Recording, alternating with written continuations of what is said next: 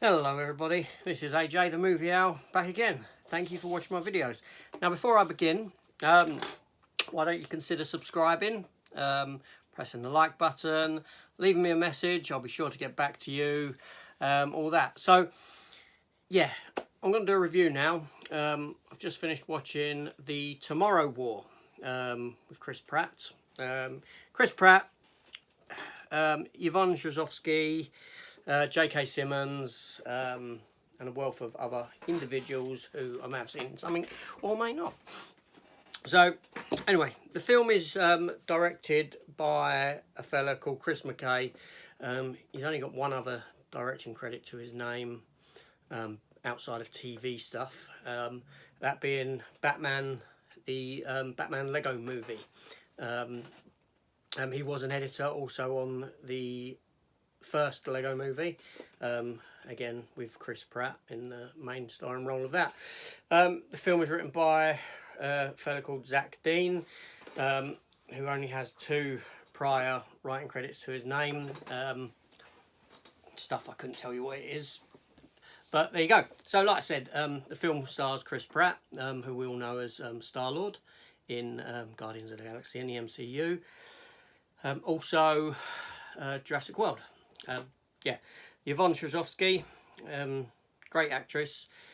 I've seen her work for quite some time now, pretty much starting off with Chuck, 91 episodes, I believe, thereabouts, with Zachary Levi. She was great in that. She went on to be in Dexter. She was in a season of 24, Die Another Day? No, Another Day, that's a James Bond film. What am I like? Live Another Day. 24, Live Another Day. And most recently I saw her wasted in The Predator, and that light's changed colour. It's because I was fiddling with the control for them. Anyway, I digress. The film also stars a young actress by the name of Ryan Kiera Armstrong. I believe she may have a part in Black Widow coming up. She had a role apparently in it, chapter 2. I can't remember her in that. But there you go, she's very good. So, the film runs at about 2 hours and 20 minutes. It's on Amazon, obviously. It's a Skydance production, Paramount release, streamed for Amazon, yes. So, we'll know the story. If you're watching this, you've probably seen it anyway. You just want to know my thoughts. But the film is about this war in the future. The human race is pretty much on the verge of extinction. So they're travelling back in time to get individuals to fight the war in the future. Obviously, Chris Pratt being one of them people ends up going into the future. There's twists and turns, a few twists and turns. I won't spoil anything for you in this review. So the film started off well enough, dipped in the middle, I think. When I actually got into the future, I was getting a little bit, my interest was waning somewhat. The creatures, when they were introduced, although nicely animated, they felt like they were an amalgamation of tons of creatures that I've seen before. They acted like and spoke like velociraptors at one point. Other moments they felt like aliens from, the xenomorphs from Aliens, primarily Alien versus Predator, when they're all swarming up the tower, the pyramid. They could run like mammals, dogs and cats. They could climb like spiders. They could fly. Well, when I say fly, kind of like a flying squirrel or a wingsuit. At which point I was saying, okay, so now we need is aquatic, them to be able to swim and whatnot. Sure enough, yeah, they could do that as well. So, and also they had like these tendril things, not tentacles, tendrils that they could fire projectiles out of. Yeah, there you go. But you know, it was a pretty good film. I actually quite enjoyed it. Back towards the end, it picked up again, and I came out of the film thinking, yeah, that was all right. The film, it concluded. I'm glad it didn't leave it open so much for a sequel. I wouldn't really want to see a sequel. It felt like it had a conclusion, so it was a nice, contained story. The acting was all pretty good in it. Chris Pratt was Chris Pratt. He's pretty much the same in everything he does. I would like to see a tad more range from him in the future, but you know what you're going to get with the guy. Yvonne Strahovski, she was very good. J.K. Simmons, when he popped up, you know, he's not got his role's larger towards the end than the beginning, but he was superb in it. A lot of the supporting cast was superb. The young girl, Ryan Kiera Armstrong, she was very good. I felt her emotion in one particular scene.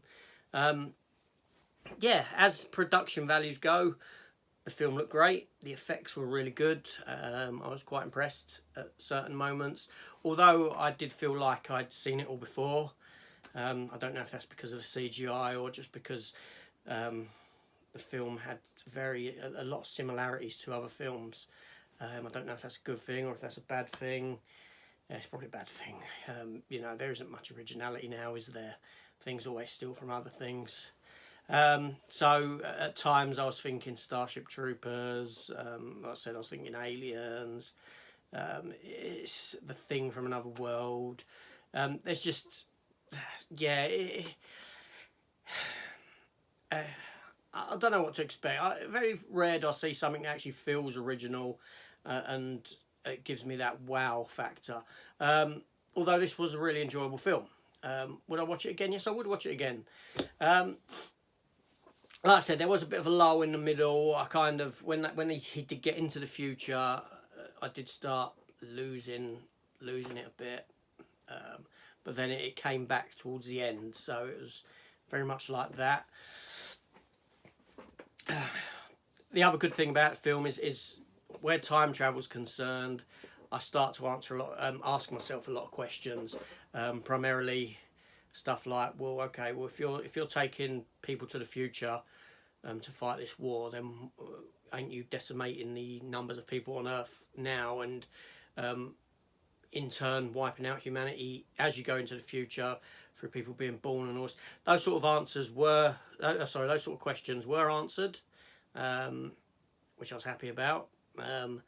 The why they couldn't go to a different time to attack and all this, that was answered, which is all really good. That's good writing, because I don't like questions. When there's mention of a spacecraft, them coming to Earth on a spacecraft, then the question automatically turns to, well, you know, did these creatures pilot this spacecraft and build it? That sort of question is answered. You know, it is written in to answer that question. Again, great. So my questions going into the film, or as the film progressed, answered. Had those questions been left unopened, I would have been a tad more reluctant to give it a good review.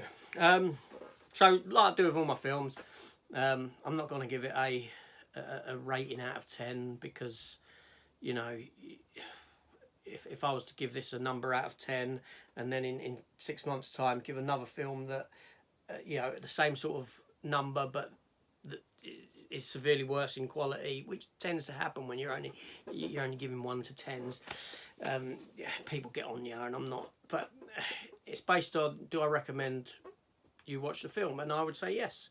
Yeah, give this film a try, give it a watch. It's good fun, it's enjoyable.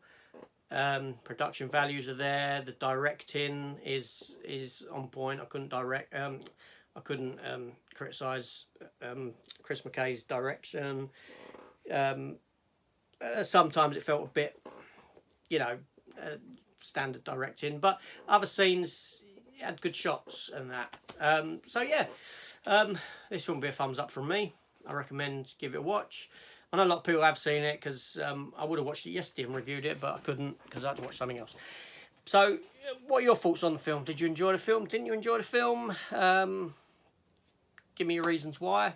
Let's have a lively discussion. And yeah, so I'm going to get off now. So until next time, this is Movie Owl, AJ, and I'll see you later.